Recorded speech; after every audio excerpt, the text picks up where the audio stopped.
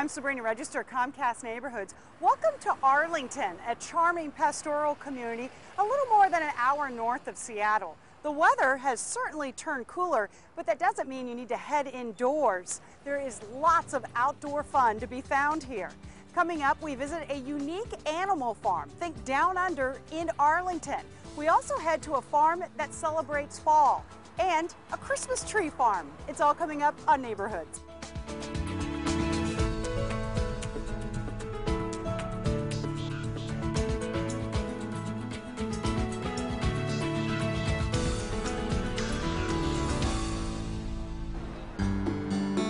Arlington enjoys a quaint downtown with shops and eateries, but wander beyond the streets and stores and you'll soon realize that the area is full of farms. Some sell produce and celebrate the season. Some signal the start of the holiday festivities. And some simply melt your heart. Oh, wow. Aren't you darling? Huh? I bet you get all sorts of attention. While Arlington once was home to numerous dairy farms, the town got its start in the late 1890s with an abundant resource. Big industry was logging. The river one time was known for shingle mills because they would put the cedar logs in and they would go down the river to the mills. It's been said that Arlington was once shingle capital of the world, thanks to all of the shingle mills, sawmills, and logging camps in the area. The Stillaguamish Pioneer Valley Museum is a great way to learn about the region's rich history. We have exhibits in different wings. In one wing we got the old home settings of the old furniture of the pioneer days. And then we have a lot of some of the old doctor equipment, dental chairs, and some of the cash registers out of the old stores in town. Be sure to check out the wild animal exhibit upstairs. And downstairs at the museum, this model train representing the train that once carried timber between Arlington and Darrington. The museum is closed for a few months out of the year, so be sure to call ahead or check out their website.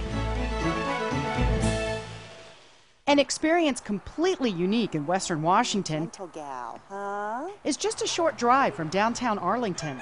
At the Outback Kangaroo Farm, there aren't just one or two cute creatures hopping around. There are dozens, roughly 40 in all.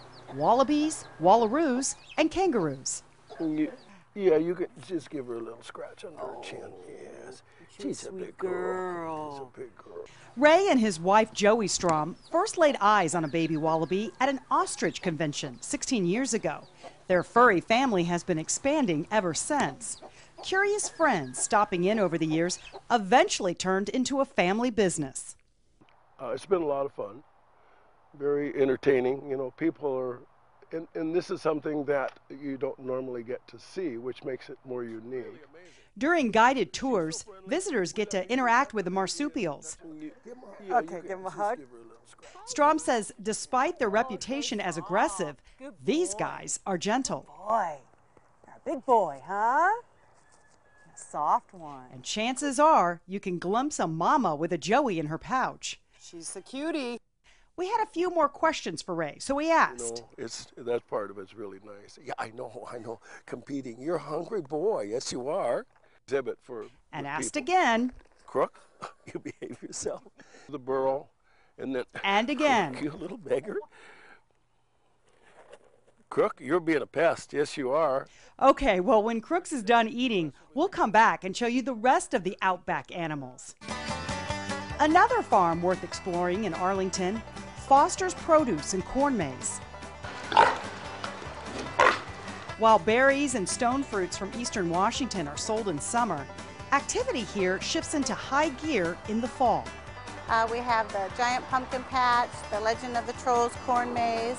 We also have this year, Saturday nights from 7 to 9, the Flashlight Maze that we're going to have people come to the farm in the dark. They can do the pumpkin hunt to get their pumpkin, pumpkin slingshot. If you hit the target, the kids win an ice cream cone. In addition to all things pumpkin, the farm animals at Foster's are a big hit with the kids, especially Blackjack. We have a goat that does a trick.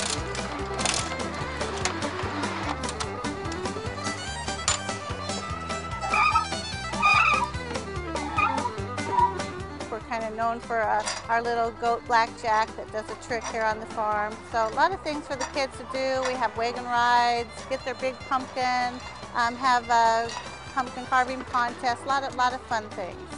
Not only fun for visitors, Connie and Brian Foster welcome the company. It's fun to see the kids come year after year to bring their families, their grandma and grandpas. We see the same people.